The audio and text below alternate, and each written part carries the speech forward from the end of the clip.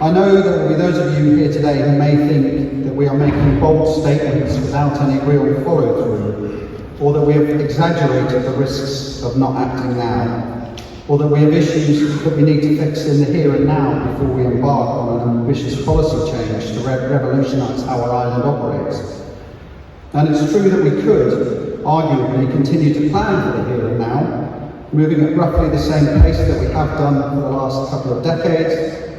But it's also true that there is clear evidence that we are falling behind others, that GDP growth is slowing, that we are behind with renewable energy planning, that demographics and population challenges may impact on the island more significantly than they will do on greater nations, and also that initiatives that have been followed elsewhere, such as the Northern Powerhouse Initiative, have seen greater regeneration and restructuring taking place in towns and cities. So in the face of these crossroads, we set out the government's position is that we should choose to do things differently. We should choose greater investment in our economic future. We should choose to put our people at the centre of our economic model. And we should choose to build a future Isle of Man that people will look to as an incredible place to live, work and do business. As the video we've just played alluded to, the economic strategy identified a number of key challenges that we are facing. The growing wealth disparity across households, the cost of living compared to the UK, and not offsetting that with higher average wages, an ageing population, consistent excess levels of vacancies which are inhibiting economic growth, GDP growth which is mainly driven by only two sectors, both of which are highly concentrated due to consolidation. And this is just a snapshot. But we also have strengths, and with strengths comes opportunity. We have a wealth of natural resources and a beautiful island. We are the host to a large number of prominent and high-quality global brands in each of our sectors. We are well respected as a business centre internationally, and we have a proven ability to regulate and grow niche and new sectors. And of course, we have a large level of untapped economic value-driving opportunities. For the first time, we have all this documented in a single place, which gives us the right baseline to start making the right decisions to support our four key policy pillars.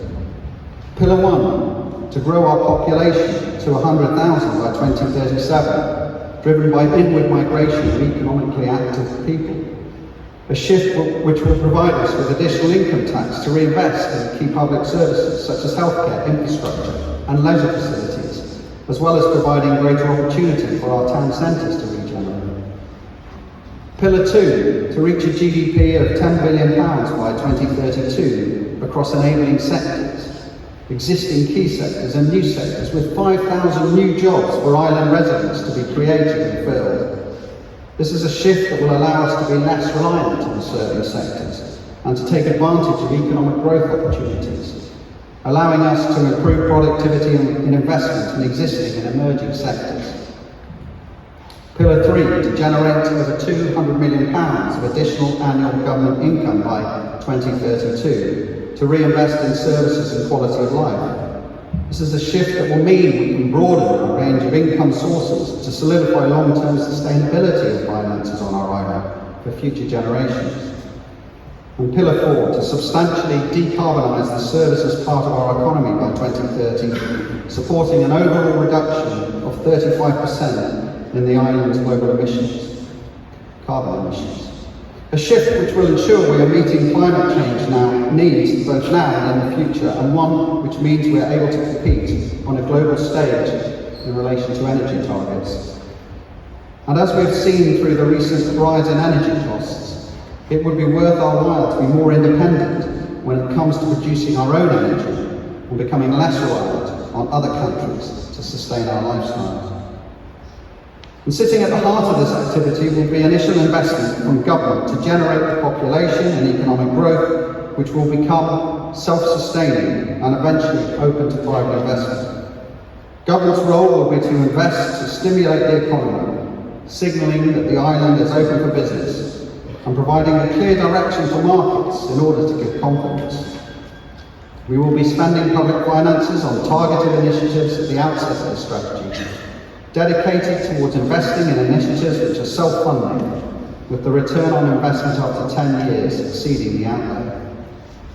The success of the economic strategy will involve an extensive and challenging programme of work, requiring close collaboration and coordination across government and external stakeholders. And central to this will be the need to comprehensively measure progress against our objectives. Over the course of today and tomorrow, we will be providing presentations on key topics outlined within the economic strategy and running panel sessions designed to open up the conversation about how we will tackle the issues facing our economy. Because government alone cannot deliver this strategy, and that's why we've invited you here today. Because you, our community, are the ones who will truly understand the impact of good and bad governance on your business, your children, and your life. We know from going through a global pandemic these last few years that the island is strongest when we pull together and when we all work to a collective goal. And I believe this plan offers us a way forward that, if enabled, will allow for a clear sense of purpose and direction, a proper prioritisation of resources, more beneficial planning policies, and more efficient infrastructure, and most importantly, long-term economic growth. There is a public consultation open for the draft economic strategy, and we need you to have your say. We want to know your bold ideas on ways we should be changing to enable economic success in the future.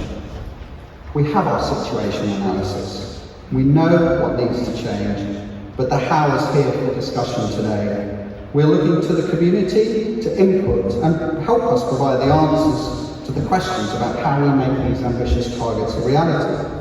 So I encourage you to ask those questions, to give your thoughts, to listen to others, to have your say. And with your input and collective approach, I believe that together we can build a secure, vibrant and sustainable island for the future based on the aspirations and economic shifts outlined in our proposals.